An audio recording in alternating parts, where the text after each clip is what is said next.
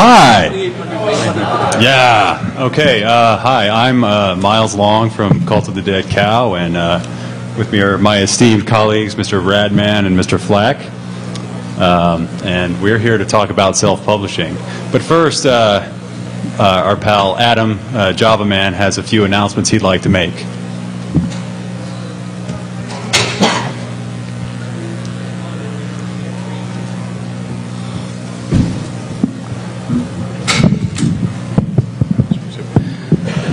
Two brief announcements. Just to remind everyone, tonight at 10 p.m. there is the CDC party sponsored by, again, the Cult of the Dead Cow, which will be at Crave. This is over by, is a nightclub that's over by the Planet Hollywood. I don't know if you guys all know where that is. It's across the strip from the Harley Cafe. Yeah.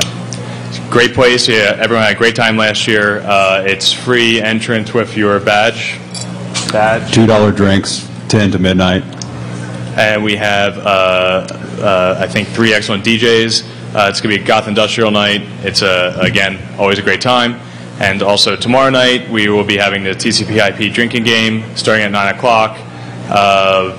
We're going to do a slightly different format this year, but as always, it relies heavily on audience participation. So we want people to come and ask as many complex TCP/IP questions as possible. And if you stump the panelists, they have to get blitzed. So please come to our party night and come by the drinking game tomorrow night. Thanks. Alrighty. So now we're going to talk about self-publishing.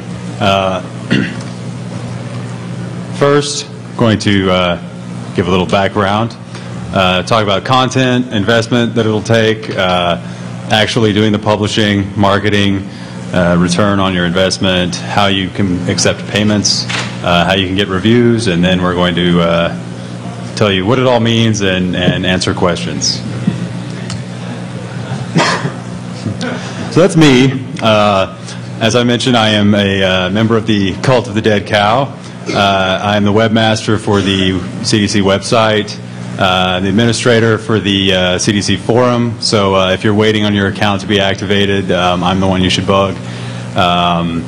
Edit the zine, written for the zine, and then I edited the book that we put out last year. Where's the book? You should hold out the book. The book. This is the book that we put out last year, which is, of course, for sale. Come see me. Reasonably priced. Cool. I like the Osama bin RaDMan photo up there. Yeah, so I'm RaDMan. I started a group called Acid in 1990. You might be aware of it if you're in the BBS scene in the 90s. It was an NCR group. I was also featured in Jason Scott's BBS documentary. Right now, what I'm doing is I'm organizing a demo party. We're going to be in our second year in 2008 called Block Party, which is going to be taking place in Ohio.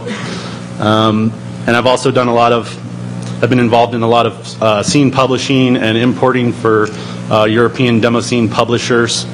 And so that's how I fit in all this. My name is Rob O'Hara. I am the author of Commodore, which is another self-published book. I'm a member of the Ninja Strike Force. I have to look at the list. I don't know what all I do. I write for Video Game Collector Magazine. I write for a lot of different websites. I write for Digital Press. I've written articles in 2600. I write for the Logbook. I contributed to Retro Gaming Hacks, which is a book that came out through O'Reilly Press, Chris Kohler's book, who is a writer for Wired, and that's me. All right. Next. So here's some fine publications that were actually all originally published, self-published. That includes, of course, 2600, the CDC book, Rob's book, Commodore, and then some freaks, I guess, and then some more mainstream type books like the Celestine Prophecy. It was a huge hit, I guess, in the late 80s, I believe. Also, The Joy of Cooking. These are pulled directly from the Wikipedia list of self-published books, so you've got to represent the WIC. Yeah, so that's what all these books have in common, even though none of us are bestsellers, but Oh well. Okay. Self-publishing versus vanity publishing. Gotta love the Wikipedia definitions again. Self-publishing basically is good, and vanity publishing is bad. Vanity publishing is where the printer is basically exploiting the author. That's the definition that we're using here today. I mean, whatever. It's you might call them interchangeable. It's somewhat analogous. Self-publishing is somewhat analogous to shareware or freeware, where the author maintains control of the content and receives most or all of the proceeds, and they're often kind of niche-oriented. So lots of self-publishing is relevant to the computer underground. There's e-zines such as Flack and Soljo and, of course, CDC. Ebooks, websites, and blogs. I know you guys are all familiar with blogs and websites, so we don't really need to talk about those too much. Streaming or shared MP3s, Fluid, which is an ACID production, I guess, right? Yeah, sublabel. Then CDC releases tunes, and we run a streaming radio station. And then there's Hacker Voice Radio. Offline, there's magazines like 2600 and Blacklisted 411.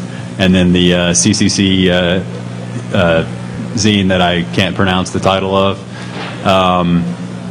Lots of books have also been self-published. Of course, the three that we're talking about here today, as well as End of Dayz, and then some more, I guess, more technical type books like Practical Packet Analysis and Security Data Visualization. And then, of course, there's Hacker Radio, like Off the Hook, Off the Wall, and then the Dark Domain DVD. Yeah, got to represent for BinRev too. Oh, yeah, definitely. So, of course, these aren't exhaustive, and if we left your stuff out, then sorry, too bad. So, so content. The main question most people would have is my work good enough to be published? And then the short answer to that is yes. If you have some content, if you've written anything, chances are there's somebody that would want to read it and might even be willing to pay for it. Yeah, I think even if your story, if you think that you're just like an everyday person in whatever scene that you were in at whatever time, somebody would want to read that. You don't have to be, the leader of some ANSI group or demo group or Where's group or hacker group. Just your day-to-day involvement and what your experiences were for that period of time. I think I would find that very interesting to read if somebody published something like that. And even if you're not a creator yourself, maybe you have a friend who writes or draws or does something, and you could borrow or exploit or whatever their work and make a buck. But just remember that getting sued is bad. Got to put that in there. Intellectual property rights are actually very important, as many people can attest to. Yeah, don't get sued. Write original content if possible, which Rob can discuss. Just write about your experiences. Right? Yeah, my book was basically about old BBSs and it's just kind of like my personal experiences. It starts with, the first BBSs that I called. Like, it's all, starts out old 8-bit days like Apple and Commodore, and it goes through that. And like I was telling these guys, it kind of ends like when this World Wide Web came along and killed our little hobby. But it's, the biggest comment I get from people about my book is they tell me, I feel like, well, you told my story, because it's, it's not really a technical book. It's more like a coming of age or growing up at the same time, but growing up online, like a lot of us did. So, and like we had talked before, when I first started writing it, I didn't really know that I was writing a book. I was kind of like writing my memoirs and writing, all these stories down just because I didn't see anybody else doing that at the time. And I got about 2/3 of the way through, and then Jason Scott's BBS documentary came out, and I started seeing, interest in that, and I thought, well, maybe there is an interest for that, so that's, kind of why it finished off. And we've talked about how those are different, like mine's more of like just one guy's story.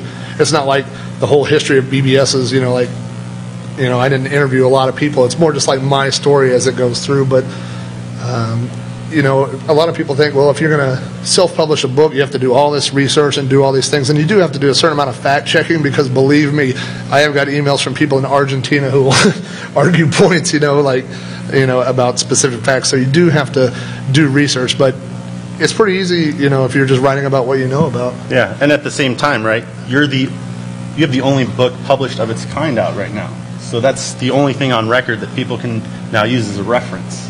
I've had people, like I said, it's about my BBS experiences. So I've had people email me and like chew me out because I didn't mention their cracking group, and I'm like, I guess I didn't run into your cracking group. But then I tell them, you know, that's your story, you know, and that's they can do the exact same thing I did. And I think there's a lot of those interesting stories that, you know, get lost somewhere on the web, or they never get written down, and these stories are just going to get lost. So that's really the one thing I would say, is that, you know, all of us have been through stuff that other people want to read. I mean, when I was writing this, when I first started, I thought, well, who's going to want to read my dumb old BBS stories, you know? But the number one comment I get from people is, you know, like I said, I feel like you were telling my story. I was there. I remember those people. I remember, you know, calling those boards or whatever.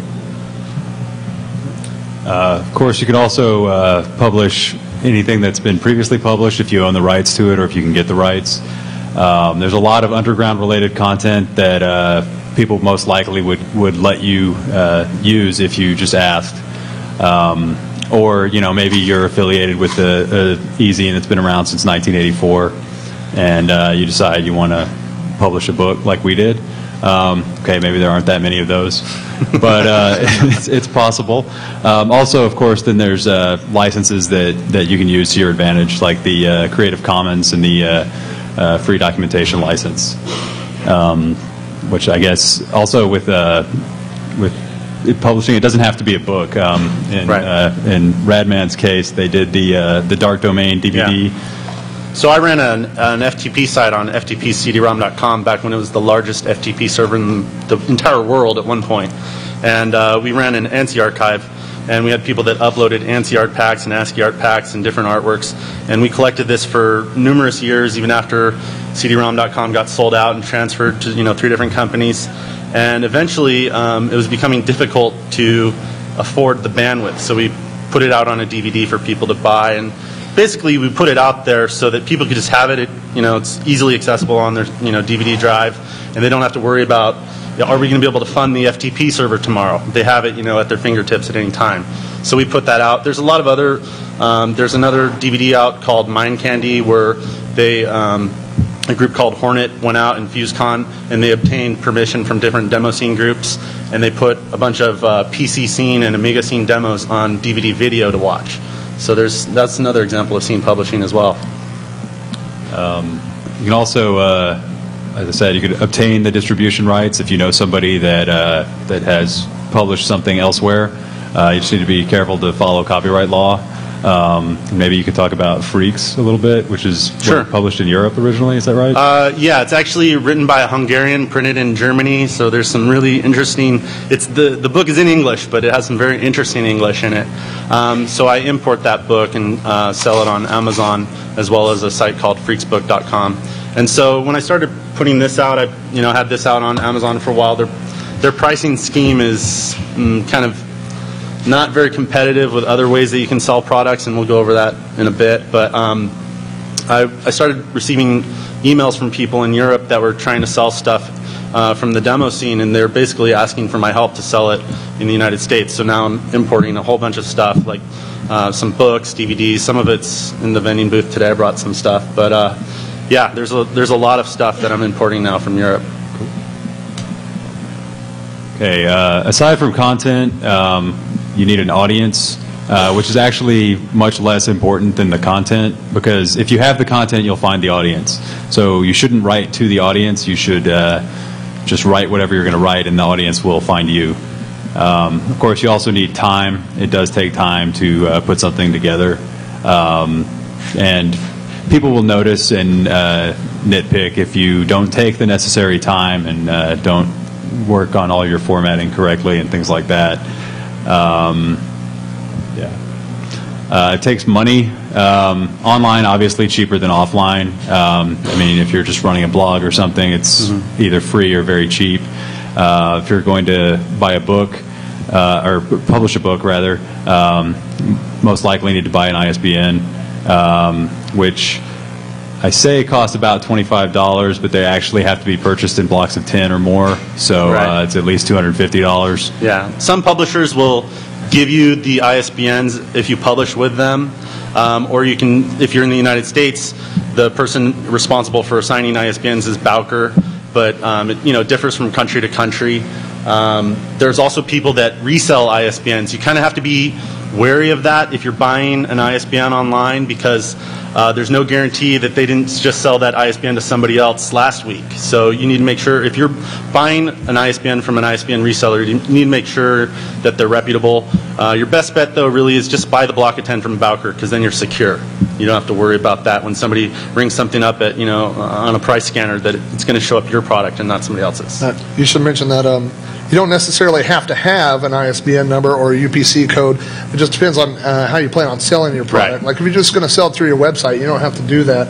I know that on Lulu, which is the Cow's book and my book, we both publish through Lulu, they have a package for, it's $99.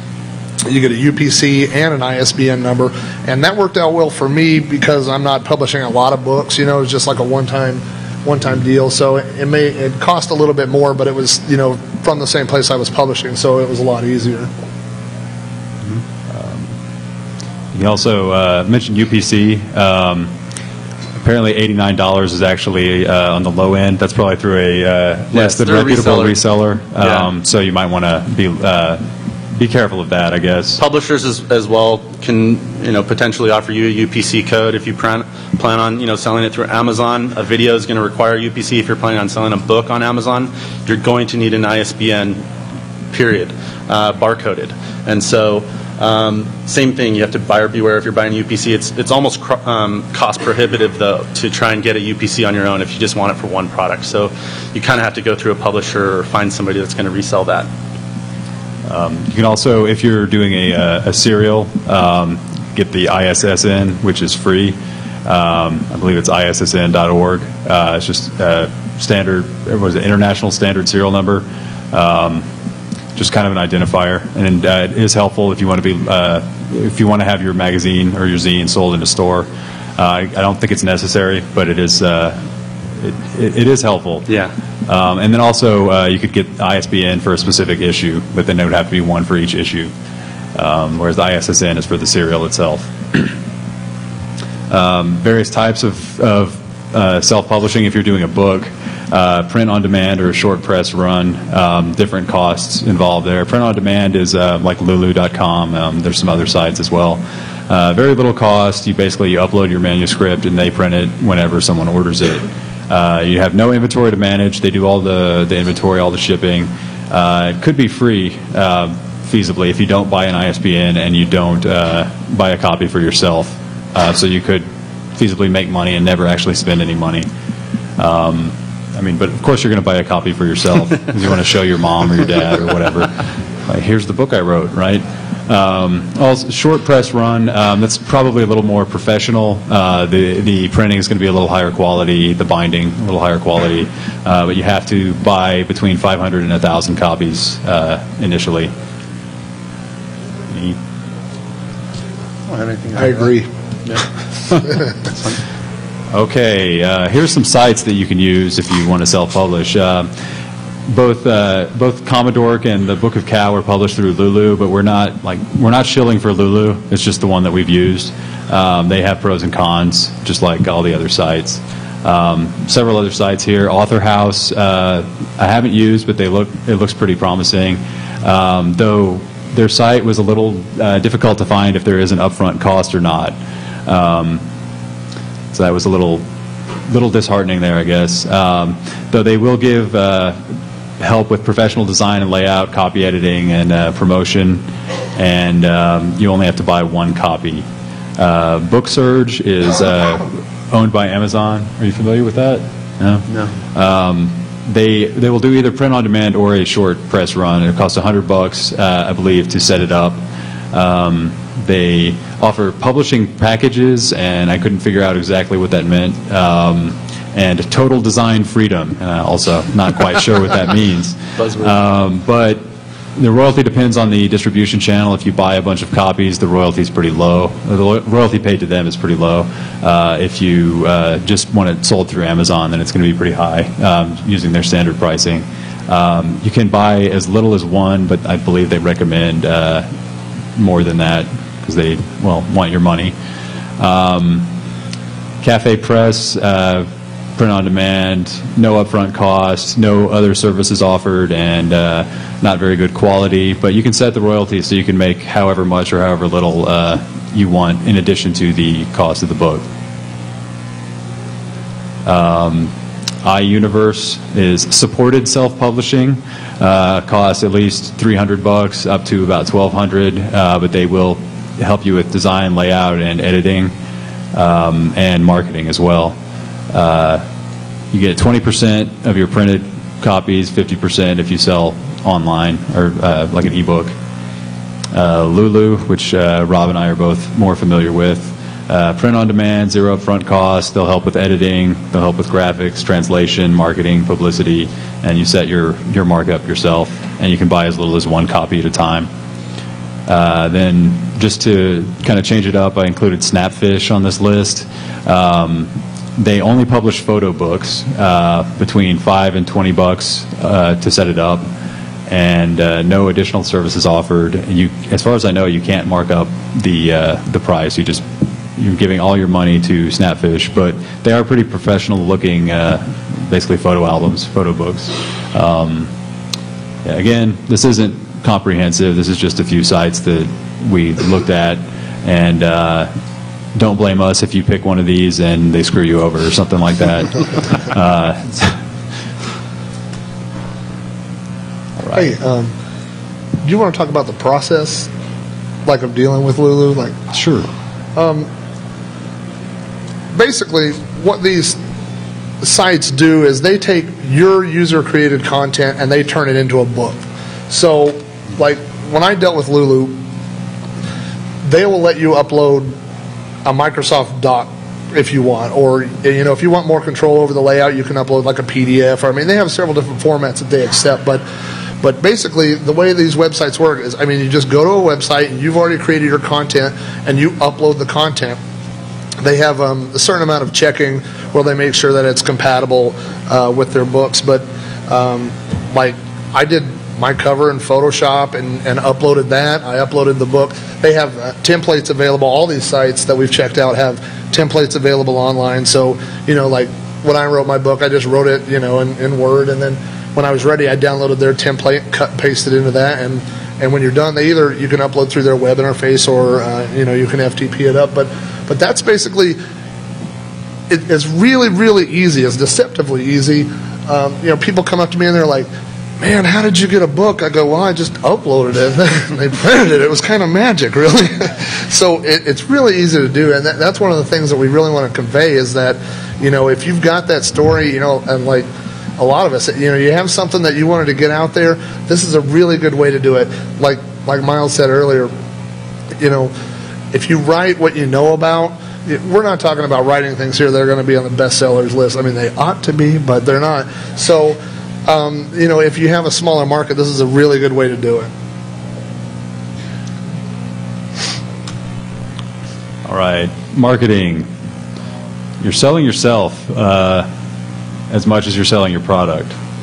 So basically, you're going to try to sell your friends, your family, your coworkers, everybody you know, because you want to get it out there. You want to get people talking about your book or your DVD or whatever it is. Use every contact you have, and then try to make sure that they use every contact they have, and then eventually you get a review published on Slashdot like Rob did, and you sell hundreds of copies of your book. Thank you, Jason Scott. Where's Jason Scott? So yeah, talk to your friends, let them talk, or tell them to talk to their friends, and so on. Online marketing, you need a book-specific website. It could be its own domain. It could be part of your other domain. It could be on like GeoCities or whatever. You just need a site for your book that you can direct people to. I mean, obviously, if it's its own domain or if it's on your own domain, it's better. It's going to look better than if it's like a GeoCities thing and has Yahoo ads popping up everywhere. But even if you have that, I mean, that's better than nothing because it's somewhere you can direct people to. Press releases. Lulu and some of these other sites will actually give you templates for the press releases, give you ideas how to set those up. You can also go to like PR Web and just read book press releases and kind of copy their formatting, use some of the terminology that they use. Forums. Put links to your book in your forum signature. That actually can get you quite a few sales. Same thing with blog. If you have a blog or if your friend has a blog or whatever, mention it. Put it in the comments or comment about it in other people's blogs. Put it in the comments in your blog. Put it like in your sidebar or whatever. Same thing with websites, e-zines. Advertise everywhere you can, if it's free or if it's cheap. You want to get your story out there. You want to get your book out there. You want people to see it. So that's the only way to do it. Did you want to talk about podcasts, Rob? Well, maybe not podcasts specifically, but really, like the way I advertised my book was, if you have a big product, you can afford to do this shotgun advertising. You know, you just blow it out there and then you hope people find it. When you've written a book about, hey, I like to copy games on the Commodore 20 years ago, you have to find your market. You know, that market is not at Walmart.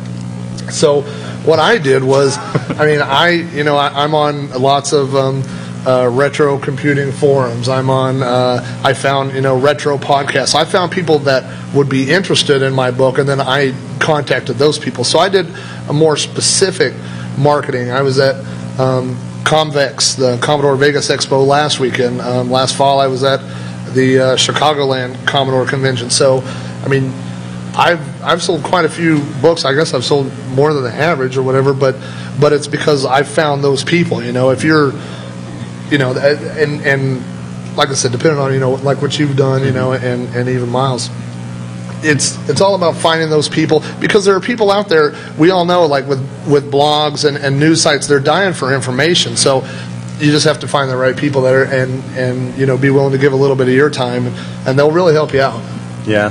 The number one way that I distribute this, or kind of get the word out about the Dark Domain DVD that Acid put out, which has all this ANSI artwork and scene magazines and everything, archived worth of 20 years worth of releases, is basically cons and meetings and conferences, demo parties and everything like that. We sponsor events. If there's like a online competition where they're having who can program the best 4K demo or something, or the best text mode animation or something like that, we'll offer up DVDs and books as prizes. And I think that's one of the best ways you can advertise and get your product out there, because it's free advertising in a way. I mean, you're giving away your product, but at the same time, it's an offer of goodwill, and it gets the name out there. And even Cult of the Dead Cow, they offered up some signed copies. I don't know how many Cult of the Dead Cow members autographed the book, but that was an awesome. I mean, people were like so honored to receive that. It was awesome. Because we're cool.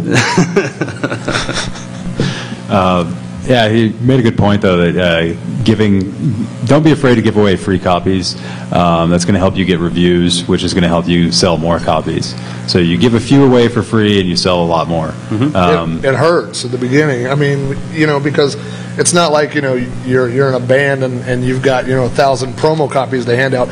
Every time I give out a copy, it's coming out of my pocket. It's copies that I've personally bought through Lulu or whatever. But, one of the copies I sent out got reviewed in Video Game Magazine, and one of them, it was in Tips and Tricks last month. So, I mean, it does pay off, and those do lead to sales. But, at the very beginning, when you're paying the money down and mailing them out, it's hard. And I guess basically the same stuff works offline as online. Press releases, try to get mentioned in print magazines as well as online, and then come to cons like this and talk about your product, or set up at the vendor area or whatever. Common trap would be writing for marketing, which I think we already mentioned. Don't write for the market. The market will find you if you have something to say, if you have something if you're at all creative in any way, then the market will find you. And I believe this was Flack's line, which was thinking about marketing first is like writing pop music. So you're just doing it to sell, and that's not the right reason to do this type of thing. Selling is good, but that's not why you're doing it. You're doing it because you actually have something to say or something that you want people to see.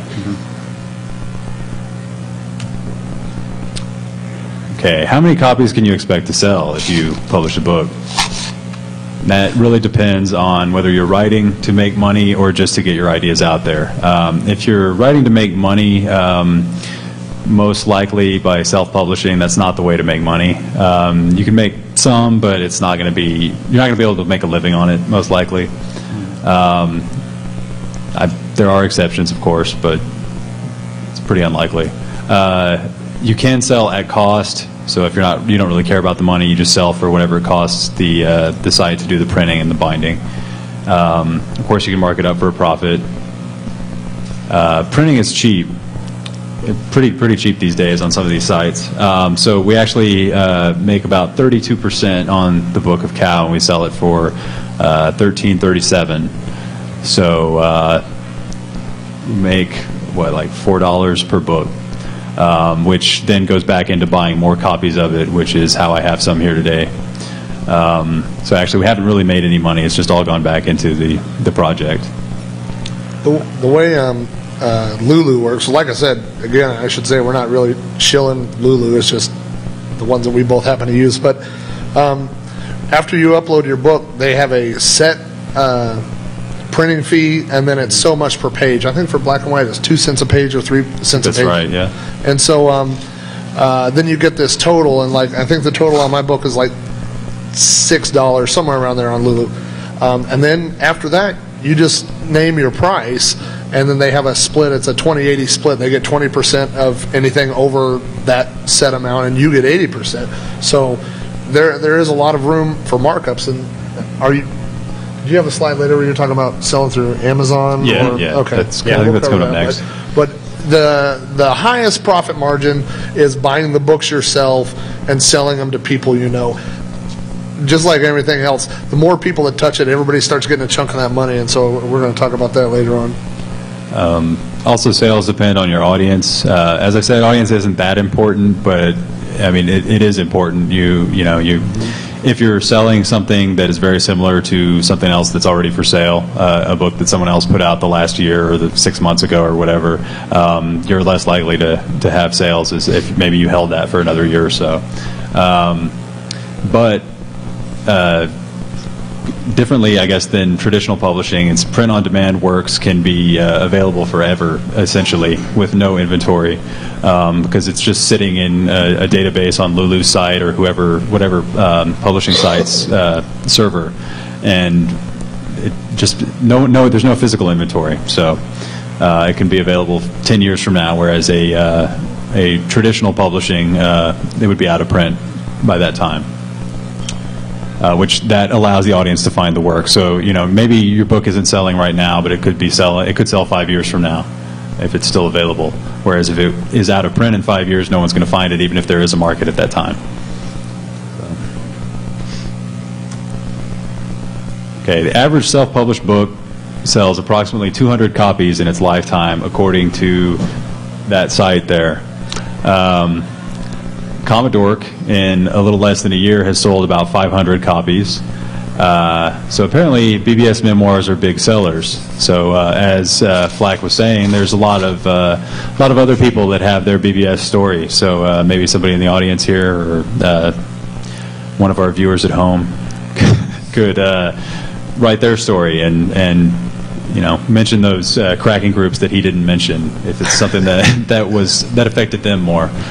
I guess free. Oh, go ahead. Oh, I was just going to say again, though, that's not like people just found my site and just bought copies. That's been a lot of traveling around and traveling to Vegas and Chicago and different kinds of shows. So, I mean, it's you touched on it whenever you talked about being your own marketing person. But when you self-publish, you're really your own everything. I mean, from coming up with the content to the design, the editing, You know, and it doesn't end. I mean, after it's out, you're your own marketing, you're your own publisher, you know, promoter.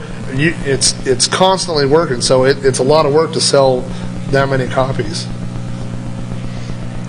Yeah, just a footnote for Freaks, that only represents how many were sold in the United States. Oh, okay. There's also distributors, you know, for people that can navigate a Hungarian website or a German website. Still, that's you know 100 copies in the U.S. essentially in about 2 years at $37 each. Yeah, that's a pretty good deal there. Book of Cow, we've sold about 150 copies in a little less than a year. All of its content has been available for free for more than 10 years, but we've still sold 150 copies. So that just shows that there is a market for previously published content, even if it's previously published content that is available for free, and has always been available for free. Dark Domain has sold about 800 copies in 3 years. That's also, again, previously published content that was available for several years before it was put out on DVD. Yeah. Still is available for free, too. So it's just if you want it all packaged nice. Again, same thing with the Book of Cow. Those text files that are in it are freely available on the CDC site. They're available on textfiles.com. They're available all over the place, and or you can get them nicely bound like this. It's up to you. And I heard a statistic from Jason. He sold over 2,500 copies, 2,800? 2,800 copies of the BBS documentary. Again, which is Creative Commons licensed, so yeah. So it's effectively free as well. Accepting payments. This is if you're managing your own inventory, basically, if you're not using a site like Lulu. Right. So everything that I deal with, I manage inventory of, physical inventory. Nothing's being like printed or pressed on demand. All the books that I have like basically in my own inventory. And there's a lot of different options you have to accept payments, you know, to sell these, you know, these products that you have, be it books, DVDs, or something else. The number one way that people use is, or actually, if you want to get something on Amazon.com and it's not there already, then you have to set up an Amazon Advantage account if you have distribution rights for that product. Can't really see the slide that well, but there's a lot of fees basically involved. There's a $30 annual fee. They take 55% of your sale, which is a huge percentage. And then if, you know, once they're ready to cut you a check, once you've accrued over $100, they charge you a $15 check fee on top of that. So this is like the least competitive program available, but at the same time, it gets your product on Amazon.com.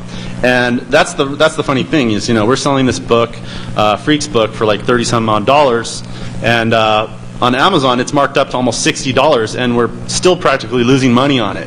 And I mean, it's totally ridiculous, but people are willing to pay that because they trust Amazon, and that's there's the name Amazon behind it. So one of the reasons that they do, you know, to be fair to Amazon, I don't want to slam them too hard, is they're managing that inventory. So they'll order, for example, when you start the account, they'll order like 5 or 6 books or DVDs or what have you from you. And then some sort of an algorithm or something that tracks the success of your product, because then later on it'll say, okay, give me 30 of these. And then if there's no activity, they go, oh, just give me 3. And so they'll keep reordering and re-upping like that. And if it's really successful, they'll order in the dozens. If they're just trying to keep it available, then they'll just order 1 or 2. So I have a lot of different products on Amazon.com. You can actually compete with Amazon.com with your own product by joining what's called the Amazon Marketplace once it's established and on the site. There's a lot. It's a little bit more competitive. They only take 15% cut of the sale instead of 55. Still have a couple other little transactional fees, which add up to around a little over $2. But you're still keeping a lot more of that money yourself. The difference is that you're not shipping to an Amazon warehouse and then that goes out immediately from Amazon. You're actually shipping directly to the seller, like you would with just like eBay or something like that. So. Yeah, just one point though is the product has to be on the Amazon website before you can add it as a marketplace item. In my experience with Amazon, since we're all talking about how much we love Amazon, like I was saying, if I purchase my book with no markup at all, it costs me about $6. So if I sell it for $15, I make about $9. Now, if I sell it for the same price through Lulu, they take 20% of that profit. Amazon. Lulu. Well, Lulu. Lulu, sorry. So now you've got this certain amount. Now, when I purchased the UPC and the ISBN, they automatically submitted my book to 13 online retailers. So now my book's available on Amazon, Barnes & Noble, Borders.com, now all the online websites. Amazon, if you buy through Lulu at that point, I make like maybe $5 something at that point. Amazon has a $4.50 handling fee per book. It's slightly less, but I know that I get these checks for like 78 cents through Amazon. So it is this thing, you know, if you buy it from me on the street, you know, I make a lot more money, but the odds of that aren't very good versus, you know, when people say, oh, well, you know, you're this guy and you got books in your backpack, you know, versus, you know, they'll go to Amazon, they feel a lot more safe, you know, using their credit card at Amazon, or, you know, I mean, if you search for my book at Google for a long time, my website shows up. Now Amazon starts to show up, you know, so, I mean, it is, people feel safer dealing there, but they kind of stick it to the little guy. Yeah. Of course, there's always PayPal. They're probably, you know, they're probably the most competitive in the marketplace if you want to sell your own products and you stock your own inventory. They're really only taking around 3%. Unless you're in a really high sales volume, they're going to basically charge you 3%. It's not available in all countries, but that's because, well, from my own experience with other credit card processors, that's because a lot of these other orders from foreign countries are tend to be fraudulent. But they support 190 different countries, so that's, you know, and the base is growing at, you know, all the time. Another really good credit card processing and payment processing company that I use is called Kagi. They charge a slightly higher percentage, and then they also charge a credit card fee on top of that if the payment's coming in through credit card. But they accept by far the widest variety of credit cards. They even accept like JCB, which is, you know, unheard of, and a whole bunch of other different, you know, off the wall type of credit cards or foreign credit cards. You know, they don't discriminate on what country you're coming from when you place an order. Of course, the best way is to set up a DBA account with your bank. That means you have to go through the process of creating an assumed business name, and that varies from state to state what you have to do in order to do that. Like in California, you have to place an ad basically in a local newspaper, or a fictitious business name statement announcing that you're going to conduct business under a certain name. And that's just basically a check and balance to make sure that you're not going to say, I'm going to conduct business as McDonald's or something like that, you know. And then you can accept and, you know, process checks under whatever business name you want. And there's no fees. Okay, reviews. Yeah, there really is no such thing as bad press, because any press is good because it gets people talking about your book or your CD or your DVD or whatever it is.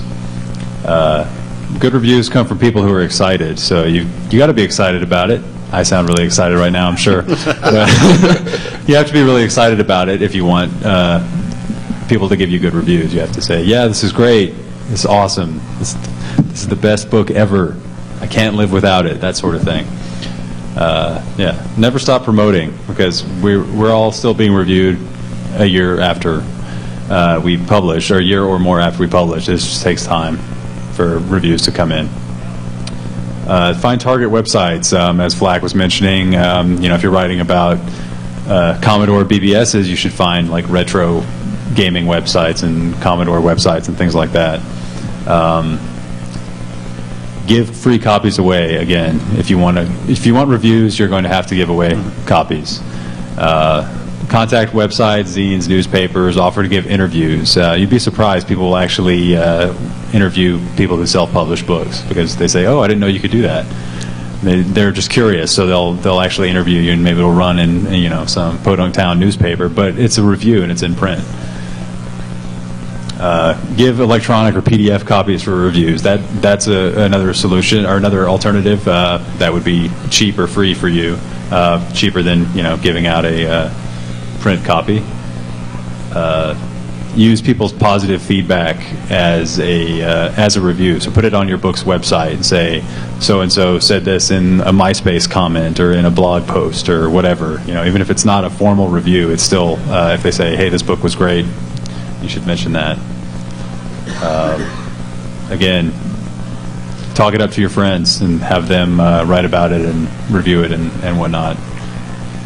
Make sure that you have everything set up before you start asking for reviews, though, or your reviews will be bad. If you don't have your website set up, they'll say, well, I couldn't even figure out how to order the book. Or, you know, if your website says under construction or whatever, they won't come back. They'll, you know, move on to something else, move on to the next book. So, you guys have anything to add about reviews? Nah. Get slash dotted. Get slash dotted. That would help. I sold...